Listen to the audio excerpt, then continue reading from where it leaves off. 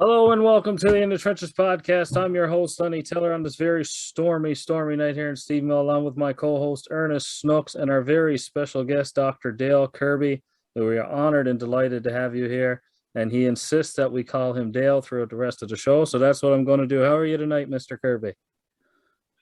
Thanks a lot for having me on. It's the weather here in St. John's. It's sort of rainy, and I got a big gash in my nose. So I don't know if this shows up on the podcast or whatever. But me and my wife got a couple of new dogs, puppies, and they're as cute as a button. But one of them, we have a male one and a female one, and the male one has slashed me in the nose 2 times now.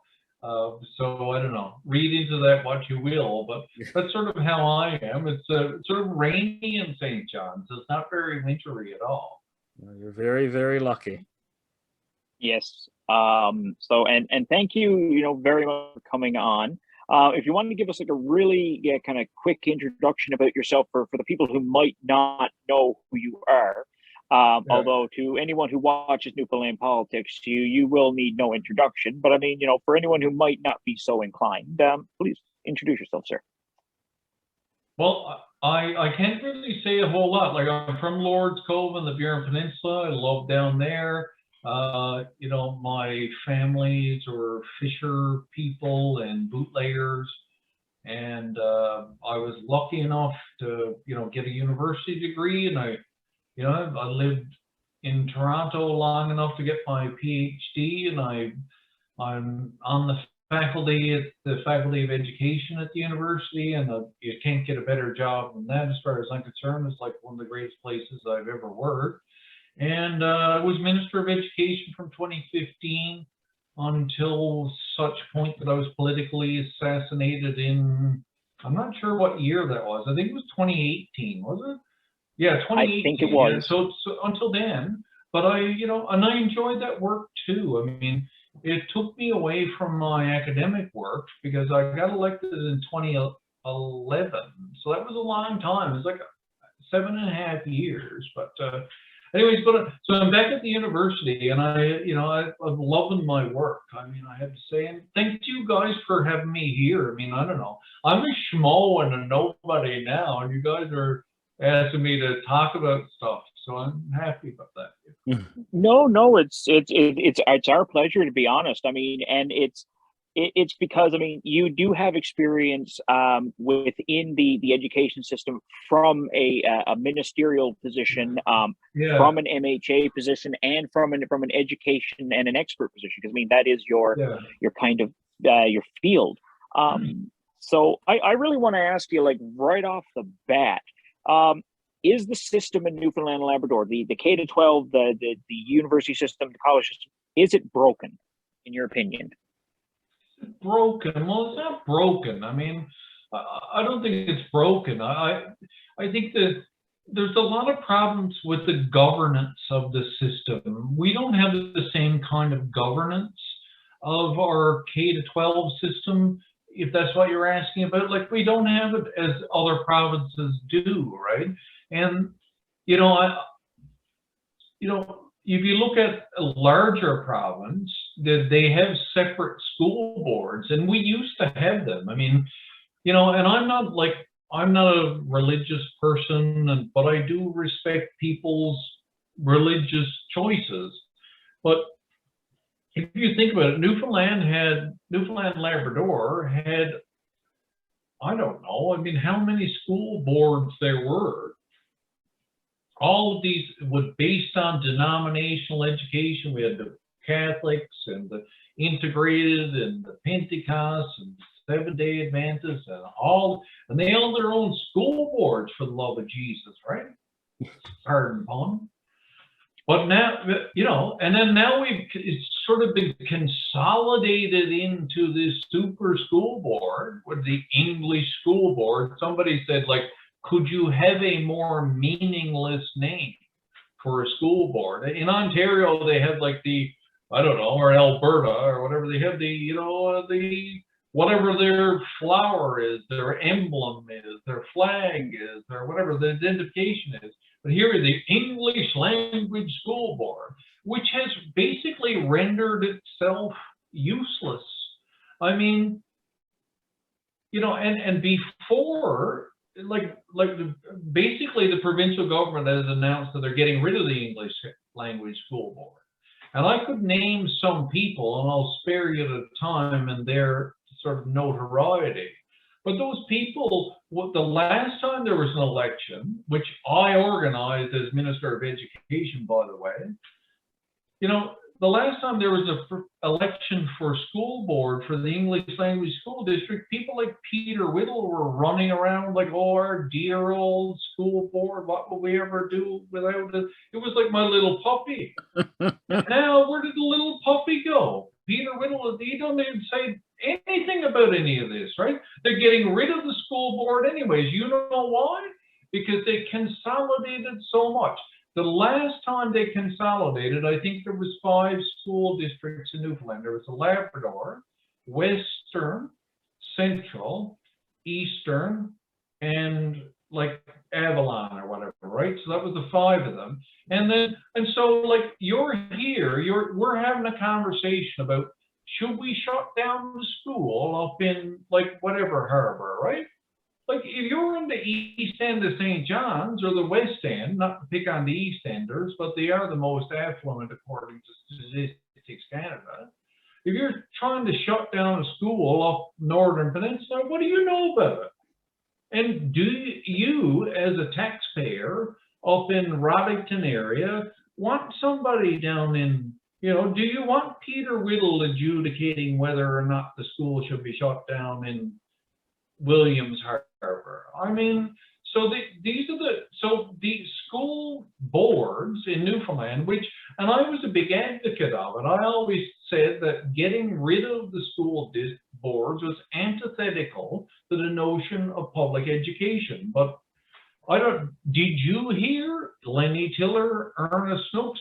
Did you hear a single member of the current board of trustees say anything about their basically elimination?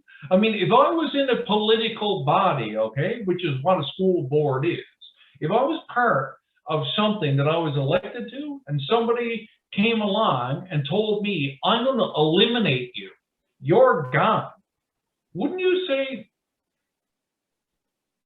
what are they coming from next? Anyways, you know what I'm saying? No, like that's problematic in my opinion, right? Like we're not going to have school boards anymore. We used to have about 37 when it used to be all denominational, or maybe it was more. My point is we have no say now. It's entirely government. There used to be boots on the ground. Yes, it was religiously based, which I don't have any communion with, pardon the pun, but you know what I'm saying? Mm-hmm. Anyways. No, and so I mean, sorry, was that the first question? That was the first kind of question, but I mean, like, listen, this is we're pretty laid back on this podcast, so I mean, it's all over the place. What really matters is having this conversation and getting people aware of some of the issues and some of the changes that might need to be made. And I can see the issue. So listen, here's the thing, right? I think there's 2 things that everybody should understand about being Minister of Education, okay? First of all, everybody is an expert in education because for most of the population of whatever age, they have at least 12 or 13 years worth of experience with it because they were in it. Like I was in the school system for 13 years. And then I went on to university, which is another 13 years or something. But you know what I'm saying? Like everybody is like 12 or 13 years worth of experience in the school system. So they're an expert. Like, I'm going to tell you. So there's, I don't know, however many Newfoundlanders who have school age. Let's say that it's, I don't know. Let's say there's 397,000 of us. So that they're all, and please be to God, all of them don't have an email address because they're going to be sent it to the Minister of Education. And then on top of that, the other thing with education is, I always said education was a far more difficult ministry than health because we don't always have a loved one who's in the hospital or in need of medical care. But there's a large number of people out there, stakeholders, who have kids in school. And like, I remember when I was growing up, my mother used to say, she said, I'd rather I was sick than you were sick. And that's how I feel about my own child, right? I'd rather I was sick than he was sick, or I'd rather he had some problem other than, so that's how we feel about our children. We're so goddamn protective of our kids that, you know, Jesus, I punch you in the mouth about it. You know what I mean? Like, don't get in my way. You know what I mean? That's my child. Like, so that's the thing about education. We feel so passionately protective about our children that it makes the job so much harder. I mean, and I mean, not to diminish, if you think about healthcare, I mean, I when I was in opposition, I remember sending messages to Steve Kent saying, like, can you please, Steve Kent was Minister of Health at the time. And I said to him, like, please help my dad. You know, please, can you look in, you know, I mean, and I was in opposition at the time. How many people emailed Steve Kent as Minister of Education or of Health that day about, can you please help my, you know what I mean? So these are, you know, every day when I was in education, every single day, I got messages from parents who were like, can you please help me, Dale? Can you please help me, Minister, about, you know, whatever issue that they were having with their child? I mean, do you understand what I'm saying? I mean, it makes sense, right? Absolutely. It makes it so much more passionate, right? And I mean, like, when education is such kind of a diverse kind of portfolio, I mean, people just think, you know, it's schools and making sure that there's an apple on the teacher's desk and then they have enough supplies and things like that. But it's a very unfortunately, I've also added other stuff to my controversial list. So do you want to ask a question, or do you want me to keep going down through? Well, I'll ask like one kind of thing, and then, you know, you can touch on the list. We can kind of go back and forth. That's good too. Like I remember for a while there was an issue going on with public libraries and that kind of going on.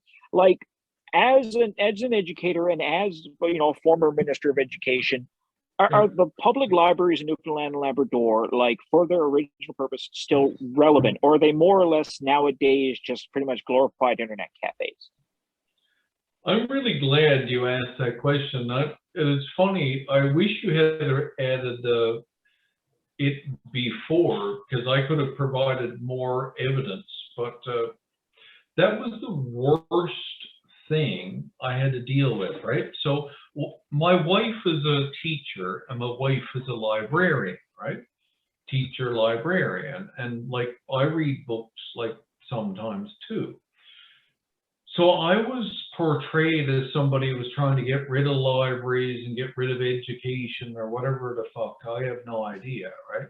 But like, what I was trying to do, the whole thing, you know, with Kathy Bennett, Dwight Ball, you know, we were directed to do a certain thing budgetary. I was trying to consolidate this service, and I didn't really have enough of an appreciation for the demographic or the whatever, like, just basically what it was. It was stupid what we did, right? But I mean, there are some problems with that system, right? There was one, like, for example, right? There was one library up in Dwight Ball's district where the staff person changed in a year and the circulation decreased by like 37%. Right? Wow. Sure. So what it is there's the oversight, right, of what is going on is pretty deficient, right? It's sort of like these things are all spinning out there on their own. And again, stupidly, what I was trying to do was this message of consolidation. I mean, you've got to understand, back in, I think it was January or maybe it was December of 2015 or 16. I mean, I got a memorandum from Kathy Bennett saying basically all these departments, agencies, so on, we're going to have to reduce their expenditures by 15% over 3 years, right? And when I went into the meeting with the libraries board crowd, Buddy, who was chair at the time, he said, I'll never forget it. He said, 15% is disaster. And he was 100% correct, right? This became emblematic. I don't know, Rick Mercer talked about it. I was on an Air Canada flight. Come back one time, this stewardess came and she said, she didn't recognize me or anything like that. She just, we just like chatting about like what a day it's been or whatever. And she said, oh my God, I know who you are now. And I used to go to the library with me mom. And it's like, oh my Jesus, I feel mortified, right? But you know, you make bad decisions in life, and you can make bad decisions as a politician and not be a complete whatever. You know what I mean? So that's sort of how I feel about it. Yeah, it was all bad, and it was poorly done, and so on. And you live with it. I mean, in the end, I went to Dwight Ball. No one ever heard this before, but I went to Dwight Ball at the Liberal convention, the federal one, before I was assassinated. I suppose it was in May or something like that, or April of 17. And I said to Dwight, I can walk back the library thing. And he was like, well, what do you mean you can walk it back? I said, you know, the board has been asking for an external review. It costs more than $100,000. You know, maybe we should ask for an external review before making this decision, right? And so he was all about it. And well, the rest is history. I mean, they had the external review, cost, I think it was $230,000, $280,000, and all the things that they recommended haven't been done. So it's typical. But how common is that? How common is that? I mean, that generally happens. I mean, you know, they do the recommendations, it goes on a cabinet, and it just stays there and just gathers dust, and no one ever does it. It's not always the same thing, though, right? If you request, right, this whole thing that I did, like, which was great, this Premier's Task Force on Improving Educational Outcomes, like all that stuff practically, well, not all of it, but a lot of it has been done. Mm-hmm. A lot of it has been done. It's the stuff that you don't ask for. Like, okay, let me find another thing that I was going to mention to you. Sure. Childcare, right? If you look at this whole business about early learning, right? So Trudeau has now made it like $10 a day. You know, a few elections from now, it's going to be $5 a day. Mm-hmm. And then a few elections hence, it'll be $0 a day, right? So let's like just get caught up now. If you think about it and this is the thing, but human nature is a bit about sort of like, well, I don't have X and you have X. Why don't I have X? As opposed to appreciating the fact that somebody has X. If you look at all these schools around rural Newfoundland that don't have, well, communities that don't have the capacity for childcare and don't have enough kids in school, why wouldn't you have like, I'm not talking about babysitting, but any place where there needed to be childcare seats, why wouldn't you have that in one of these schools? Mm-hmm. Like I was down at the school that I was a student at for 13 years. Actually, it was 12, but down in Lamoline, and there were, I think there was 3 staff rooms. I mean, there was something like, I don't know, there was a very small enrollment of students. But if all the people who needed childcare in that area You know what I mean? And the federal government or the provincial government or both are paying for it anyways. You know what I'm saying? Right. Like, so it's a very good use of that resource, the school. It keeps the school open. I mean, people often say, and I exploited this when I was in opposition, the notion of you take the school out of the community, you take the heart out. You don't have to take the heart out because you move the child care, and then child care is paid for by the federal government anyways, right? Right. Or at least it seems like it's headed that way. So what's $5 a day between now and then? It's nothing. Right. Right? And schools are, it's completely, and you could, well, I don't care what they do. They don't have to be members of NAEP. I don't care what union they're, you can come in and you can, right, the school community, and then you could have like a public health nurse and all these other things, right? The schools are empty, so you can fill them up with community services. But we haven't thought like that, right? Right. No, like we do have, and that's one thing I've always noticed in Newfoundland and Labrador. I mean, especially, we always have like this purpose, this building is for this purpose and this purpose right. only. It's very small, kind of it's honestly a small-minded policy. When you think about these things, and there's so much pushback or so much like not even a thought about it, it's frustrating. It's too bad because I mean we do have a lot of these schools. I mean, there's one school, I forget where it's to now, where it's got like 3 students. Like, you know, like what could we not use some of that? Going back to what I said earlier about the school district, they kept the school open for 2 years with nobody in it because there might be somebody 3 years later. I mean, that's the Newfoundland and Labrador English School District. Lenny, are you trying to talk, or is that just like a weird affectation of this software? No, that's just me giggling, so I don't get in any trouble. So I'll skip my third one. So another thing that I was going to toss out there, I don't know how much time we have left, but it was the whole notion of online learning. Okay, so yes. In Newfoundland and Labrador, we have the Center for Distance Learning and Innovation, which, you know, that delivers high school courses, right? That's all it really does. It has some resources for junior high school and so on, I think as a result of public pressure, more or less.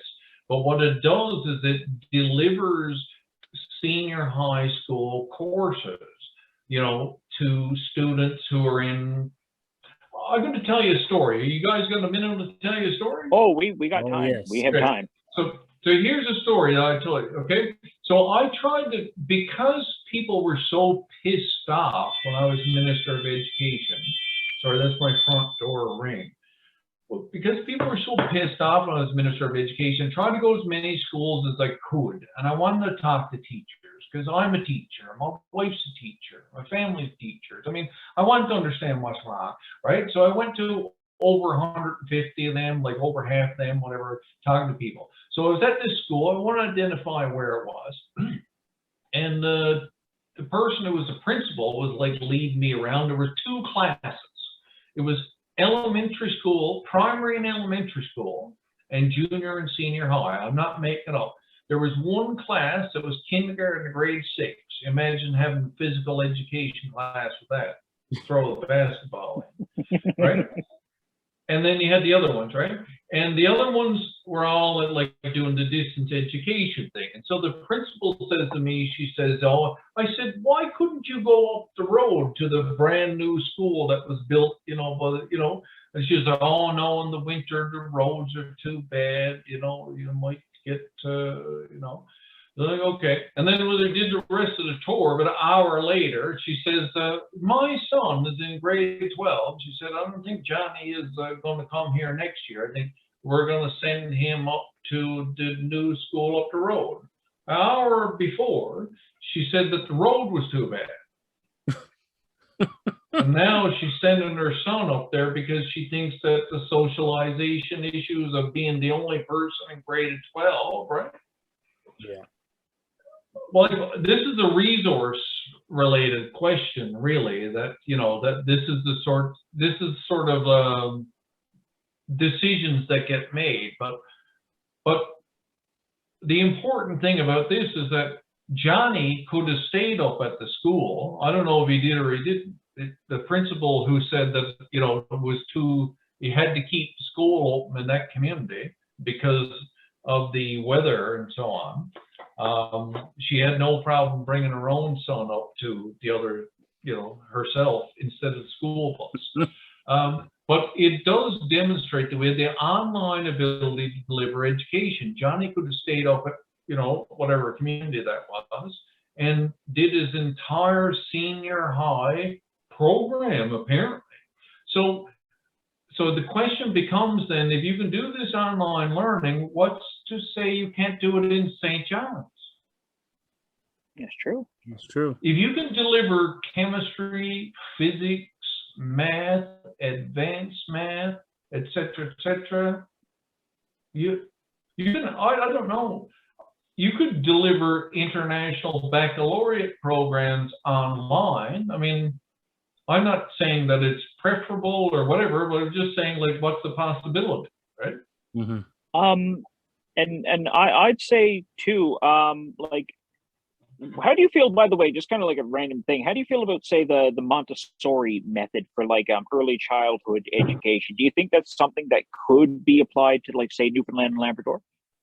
No, no, I think you've always got to have things completely tied back to curricular outcomes. This running around and doing things aimlessly, I mean, that's how you get a government by Andrew Fury. Yes. So do you want to hear even worse things? Because I Yes. have listed them even by more controversial. We're getting up. The longer we go, the more controversial the idea is. That's fine. That's fine. Excellent. So do you want to hear the next one? Yes, sir. Please. So here's the thing, right? Like, we're a bilingual country, Canada, right? There's no doubt about it. I parle le français et Jean Chrétien, et Jean Crosby. Jean Crosby. I'm a shitty French speaker, but I absolutely believe that we are a bilingual country and we should continue to be one, and so whatever that takes. But the thing is, French immersion is basically only available in town and urban centers like Corner Brook, I don't know, wherever else. Labrador, Corner, Grand Falls, Gander, Yeah. Harbor Grace, Carbonear is not fair, right? And I don't even think that the average Newfoundland taxpayer has any notion that their children out around the bay, in places like Lameline, like I said, are absolutely getting shortchanged in terms of what's available in terms of programming, right? And then not only that, I mean, in some schools in the urban areas, we have this thing called intensive core French, Mm-hmm. which is another course of, and it's, okay, just let me try to make this simple.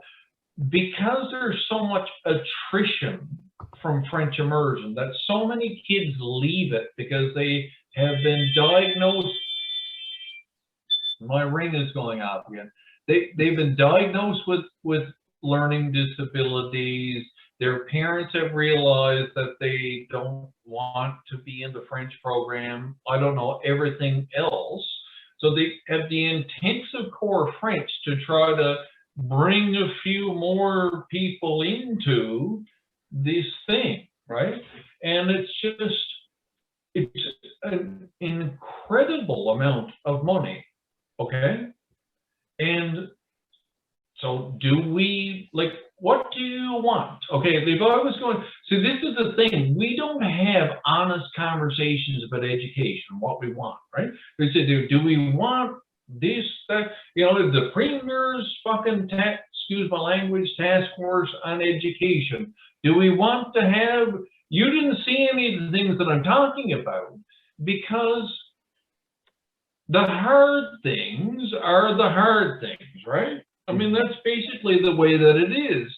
These sorts of questions, I mean, and I'm not saying like, oh, well, let's get rid of, you know, bilingual education or opportunity. My son's in French immersion, full disclosure, and I hope that he goes all the way through. But that's a distinctly different level of education from the child who was going to school in Swift Current. It's not the same thing, right?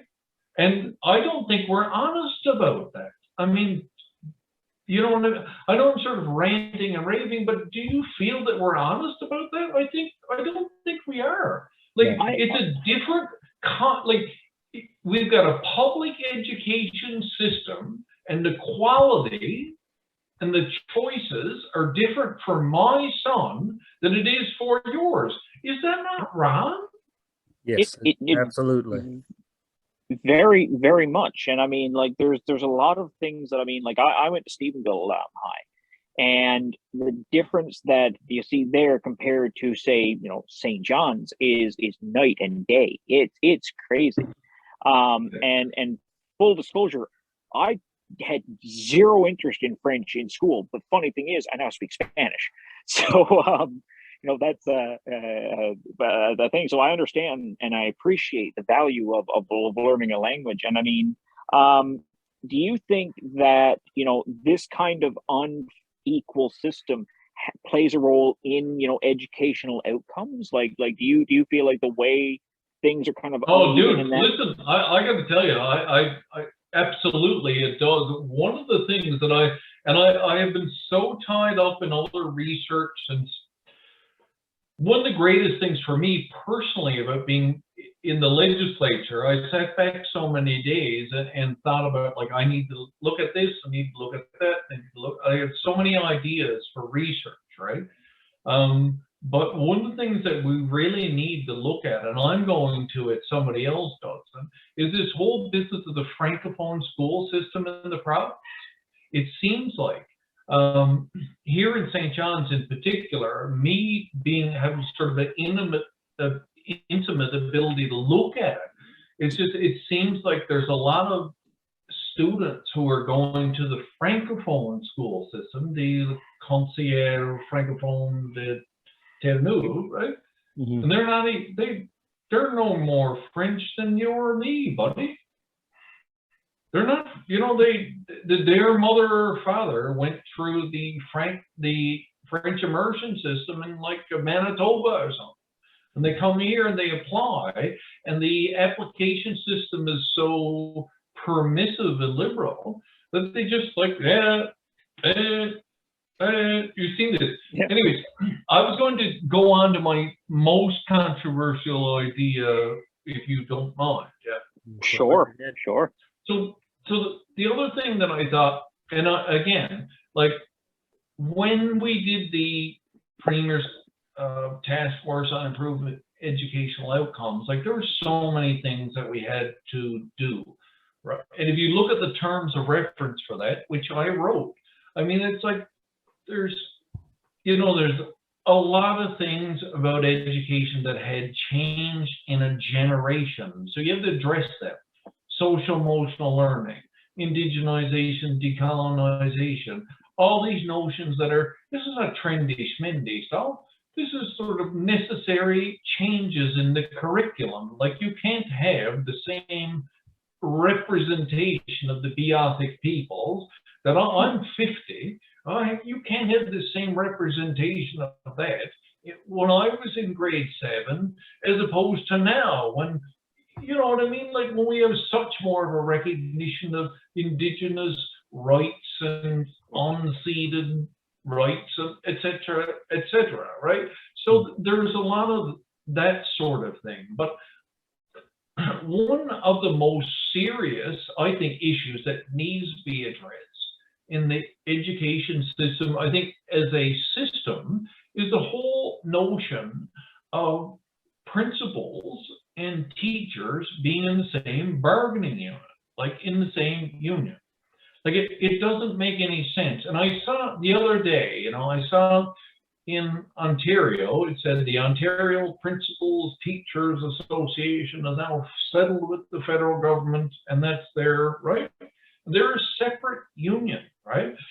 But I cannot say to you, there is not another public service work arrangement in Newfoundland and Labrador where the people who are in management are the same people who are running the institution. It's very rare, right?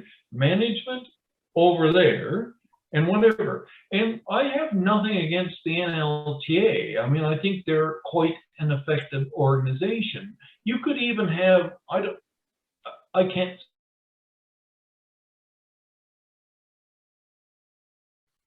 management union and a not management union, and they'd be separate and whatever. I think one of the big problems, if you had principals and vice principals in a different union, they wouldn't have very many resources, because it would only be like, I don't know, your union dues times a lot smaller, if you know what I mean. If you're in a big province, Yeah. right? So you have a way for compensating for that, but it's if you want the organization to run differently, I don't know. I don't want to. I mean, every principal, I'm sure, is trying to do the best that they can, but it's very odd to have this combined, to not have the separation. And I think that it's something that it feeds into, I could just only, one time I can remember when I was Minister of Education, they wanted this big piece built onto a school, right? And all the statistics from the government statistics agency or whatever, there was no evidence to suggest that you should build 8 classrooms onto this school or whatever, right? But the principal was adamant about it. You know what I mean? And those are the sorts of things that they're really odd with this management, whatever, because it's one thing, if I'm a professor and I say, well, I don't agree with this, and this is all BS, and I think you should build 8 classrooms onto the school or whatever. But if somebody's in management, considering our extremely popular President Diane Timmons, if she comes out and she comes, we don't need 8 classrooms built on or whatever, and I'm the president. There's a very distinct difference between Diane Timmons and the Faculty Association at Mon, right?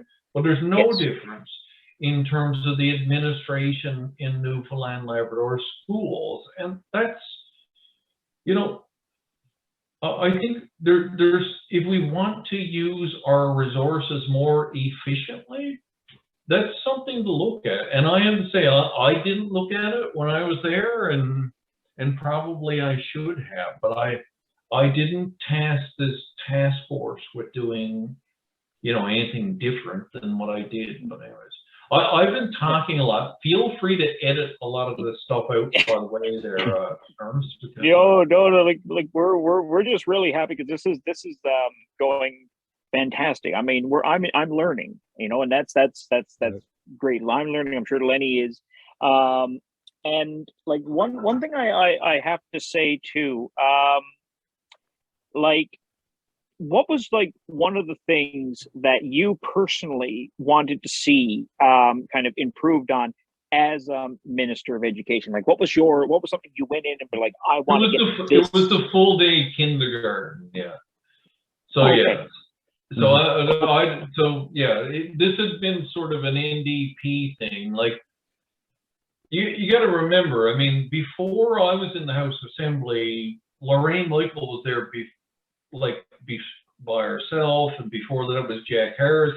The only time before that had been two NDPs was Fraser March and Jean Long, right? And that only lasted a very long. The funny story about that is that Jean Long was all for the sort of federal government's idea of the offshore, which is these big projects like Bull Arm, and Fraser March was all about the floating topsides, the cheaper programs, right? So the boys are like voting separate ways, which reminds me a lot of the NDP, by the way. But so before we were in there, Lorraine used to talk about full day kindergarten in her speeches or whatever. So I just picked it right up. And I wanted it. And I also wanted it for selfish reasons, because I wanted it for my son. Because he was in the first full day. And I was thinking to myself, I was like, why can not, I was so angry about it. And I was going to fight it. Yeah, absolutely. Do you Yep, sorry, go on, Lynn.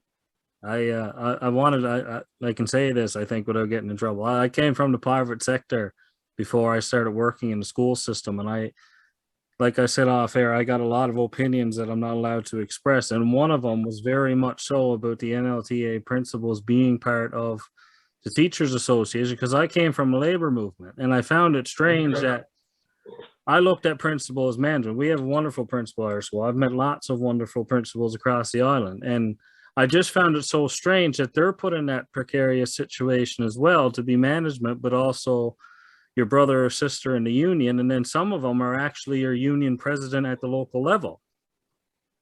And it's unbelievable. But I guess I only have one question, because I'm limited to what I could say. But the big thing I always think about is, what is it going to take to get Newfoundland and Labrador from the bottom of the educational spectrum to the top of it nationally? Oh, that's really a bad question. It all goes back to literacy, I think, and early literacy.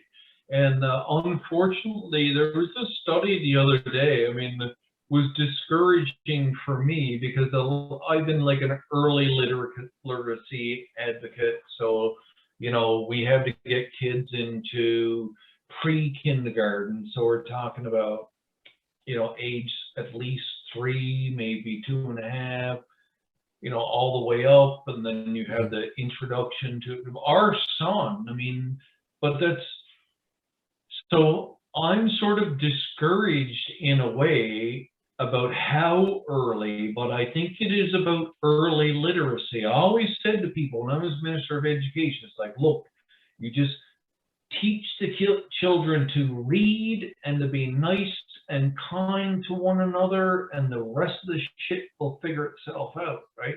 And that's, if you can read and you're respectful and kind to one another, you know what I mean? Like that's so I don't know, but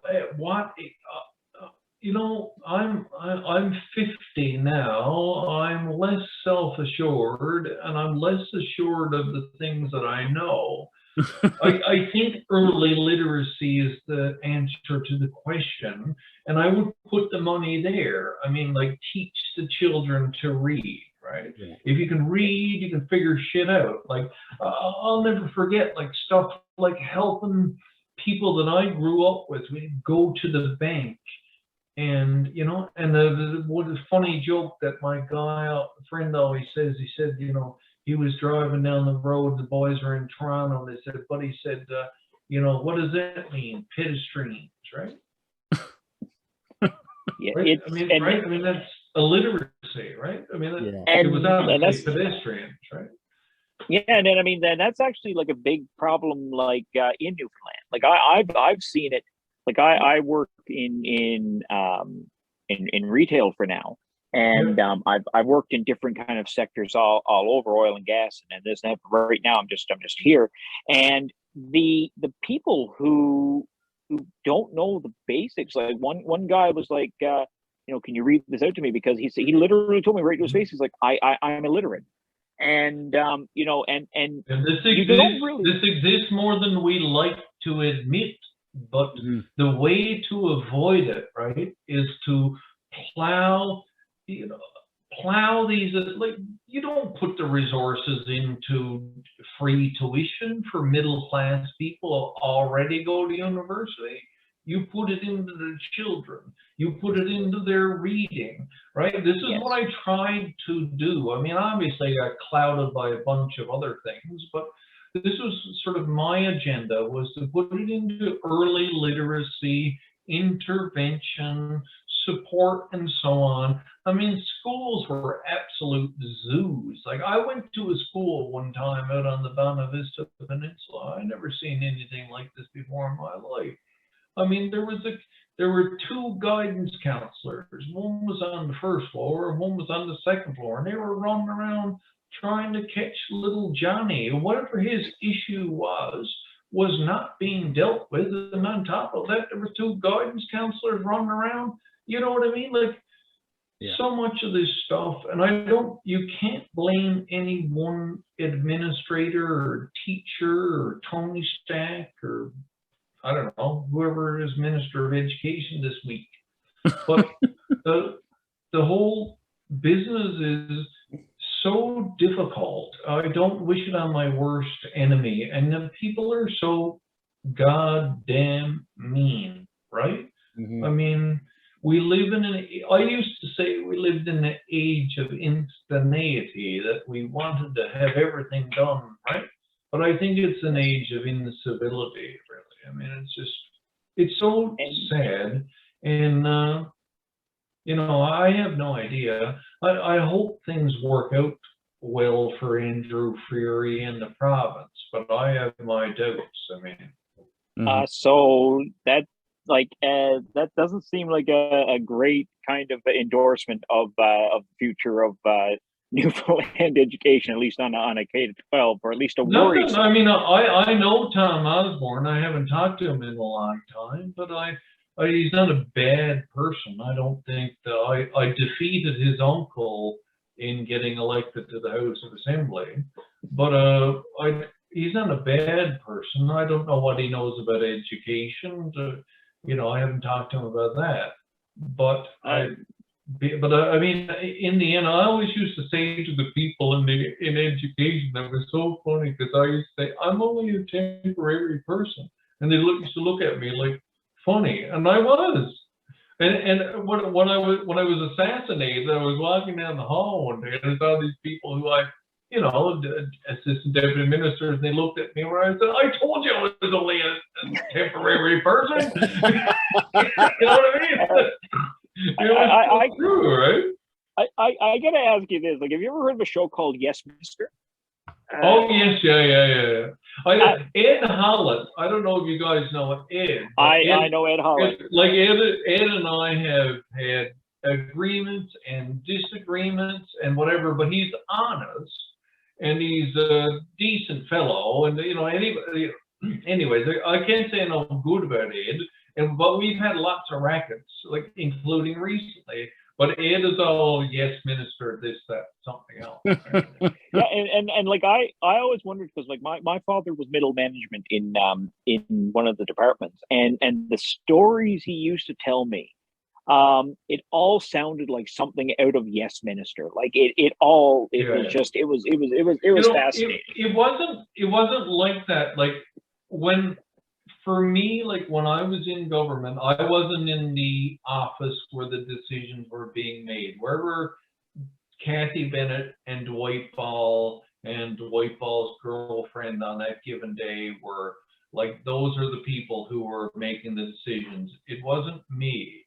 I was, and again, if you want to have another podcast about appalling things I could tell you about what went on, I certainly don't have any hesitation on exposing that either, but it was just very, like, I don't know. I feel very positive about the full day kindergarten thing. I was I went to Paris with UNESCO and led a Canadian delegation there. Went back to my old job. I don't know. I mean, as you get older, you think like, oh, should I have done that or shouldn't I? I mean, I really think if you're interested in public office, you should do it, because the people who are disinterested in public office are dangerous to the rest of us. Mm-hmm. Yes, and is Yeah. there always like a sword of Damocles kind of like hanging over the head? Exactly. And that's like, I guess kind of like to kind of wrap this up. And I mean, like, I'd love to have you again in the future on another episode. I mean, this has been fantastic. Like, and you kind of touched on literacy and things like that. Someone actually wanted me to ask your opinion of this.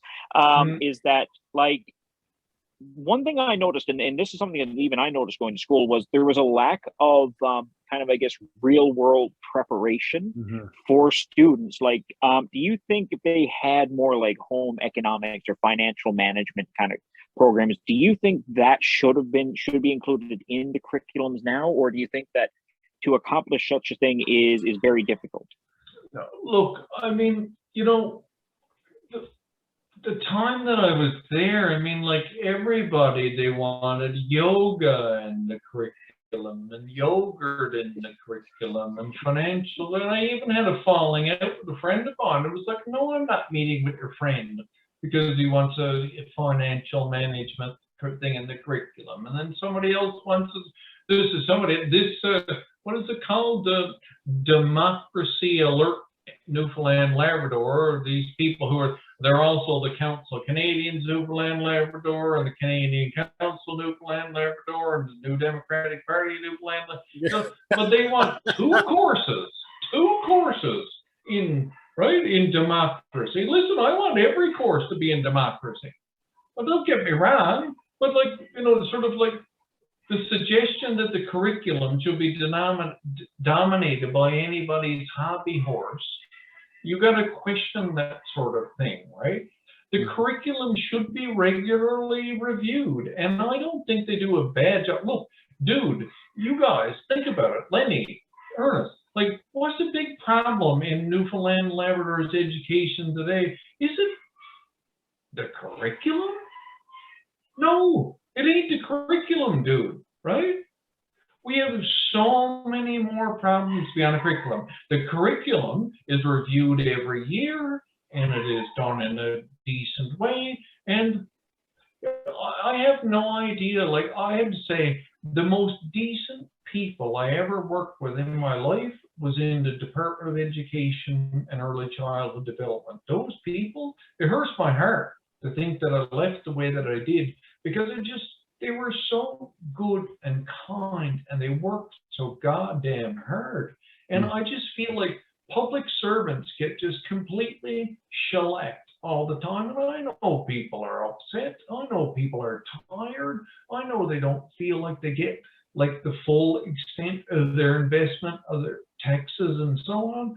But people who work in the public service in this province, dude, like, you know, they work hard, and nobody is like intentionally, I don't know, doing something wrong, trying to shag you up. Like, it wasn't like that. I can't blame any public servant, I have to say. No. You know? No, and I completely understand. Like, people always give them a bit of trouble, because my dad was with the Department of Transportation, and trust me, winter comes, they're hauling ass. You know, these guys are busy, and the deadlines. I remember my dad would have to take, like, he'd be gone for like 2-3 days because he was in charge of all the West Coast.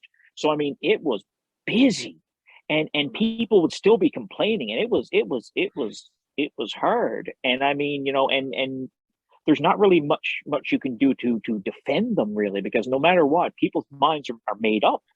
But yeah, exactly. You know, when people approach you with that perspective, their mind is made up, and so whatever. Anyways, I'm sorry for getting all like emotional, but I just, you know, the only, if you're going to be in elected office, the only person to blame is you, right? The only person to blame is me.